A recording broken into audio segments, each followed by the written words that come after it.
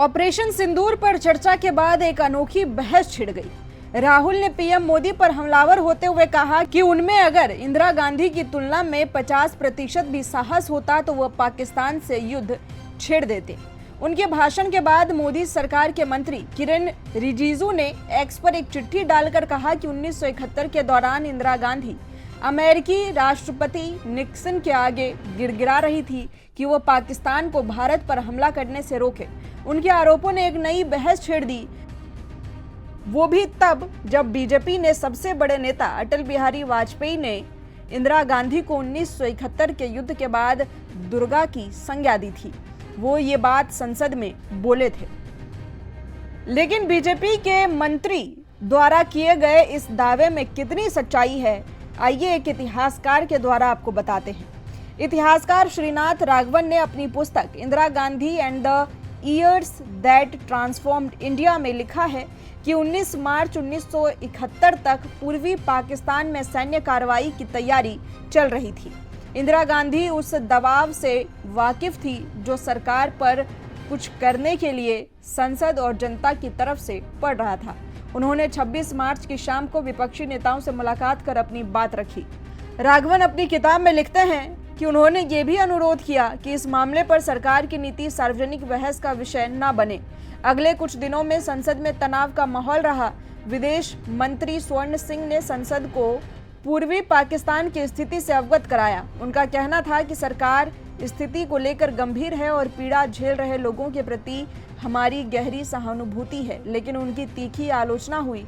इंदिरा को हस्तक्षेप करके संसद को आश्वस्त करना पड़ा कि हम स्थिति से पूरी तरह वाकिफ हैं।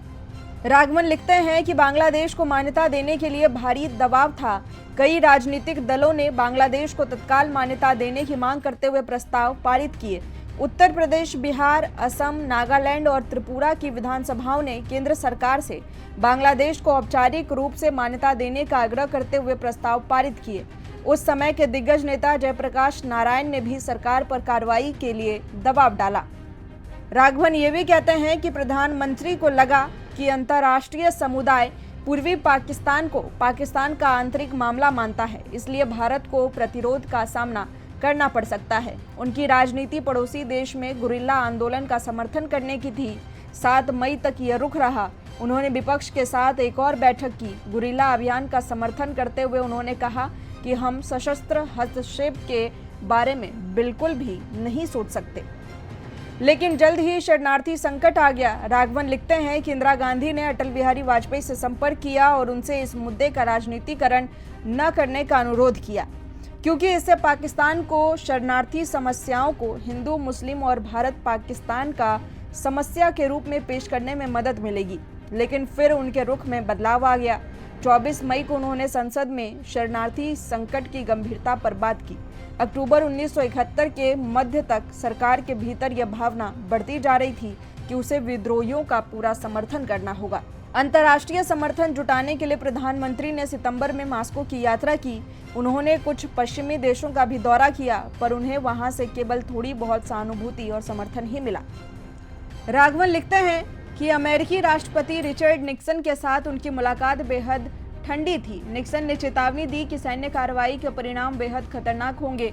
निक्सन के विदेश मंत्री और राष्ट्रीय सुरक्षा सलाहकार हेनरी किसिंजर ने स्थिति का जायजा लेने के लिए एक बैठक की। यहीं पर निक्सन ने टिप्पणी की कि इंदिरा गांधी बन रही है। किसिंजर ने इसमें तड़का लगाकर कहा कि भारतीय तो वैसे ही। उसी दोपहर इंदिरा गांधी ने निक्सन के साथ बैठक की। राघवन लिखते हैं कि इंदिरा ने उस दौरान दक्षिण एशियाई संकट का जिक्र ही नहीं किया। इसके बजाय उन्होंने निक्सन से दुनिया भर में अमेरिकी विदेश नीति के बारे में पूछताछ की। किसिंजर ने बाद में लिखा कि उनके रवैये ने निक्सन की सारी छिपी हुई असुरक्षाओं को उजागर कर दिया। 3 दिसंबर को पाकिस्तान के हवाई हमले के बाद भारत ने युद्ध की घोषणा कर दी। 2 दिन बाद इंदिरा गांधी ने निक्सन को स्थिति से अवगत कराने के लिए पत्र लिखा। चिट्ठी में लिखा था, मैं आपको गंभीर संकट और खतरे के समय में ये लिख रही हूँ। बांग्लादेश में स्वतंत्रता आंदोलन की सफलता के बाद भारत के खिलाफ युद्ध जैसे हालात बन गए हैं। इस खतरे की घड़ी में भारत सरकार और भारत की जनता आपकी सहानुभूति चाहती है।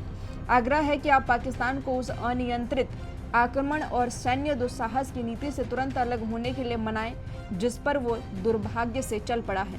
मैं आपसे अनुरोध करती हूं कि आप पाकिस्तान सरकार पर अपने प्रभाव का इस्तेमाल करके भारत के विरुद्ध उनकी आक्रामक गतिविधियों को रोकें और पूर्वी बंगाल की समस्या की जड़ से तुरंत निपटें।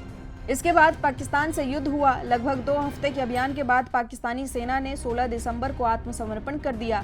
ढाका के पतन के तुरंत बाद इंदिरा गांधी ने संसद में पहुंचकर घोषणा की कि अब यह देश एक स्वतंत्र देश है।